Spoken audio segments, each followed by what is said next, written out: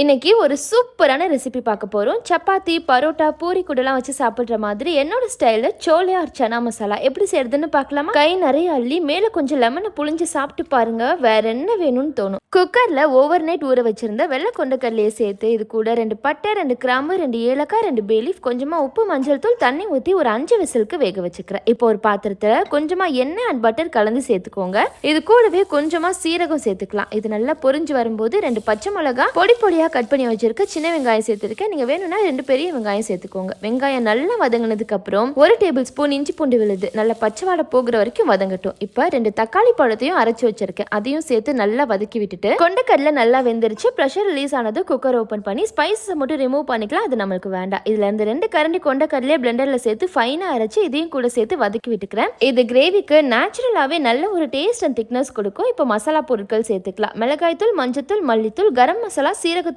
சேர்த்து நல்லா வதக்கி விட்டுட்டு வேக வச்சிருந்த கொண்டக்கடலையை அந்த தண்ணியோட சேர்த்து ஊற்றி நல்லா பரட்டி விட்டு ஒரு 10 நிமிஷத்துக்கு லோ ஃப்ளேம்லேயே மூடி வச்சு கொதிக்கட்டும். உப்பு வேணும்னா செக் பண்ணிட்டு சேர்த்துக்கோங்க. கொதிக்கும் போதே மணக்கும். ஃபைனலாக கொஞ்சம் கொத்தமல்லி இலை தூவி எடுத்தா அட்டகாசமான சோலி தயார். கண்டிப்பாக ட்ரை பண்ணி பாருங்க. சாப்பிடும்போது லெமன் புளிஞ்சுக்கிறதுக்கு மறந்துடாதீங்க. நான்வெஜ் கிரேவிக்கு நிகரான வெஜ் கிரேவின்னு இதை கண்டிப்பாக சொல்லலாம். ட்ரை பண்ணி பார்த்துட்டு சொல்றீங்களா? வீடியோ பிடிச்சிருந்தா ஷீரோஸ் டைனிங் லைக் அண்ட் சப்ஸ்கிரைப் பண்ணிக்கோங்க. பை.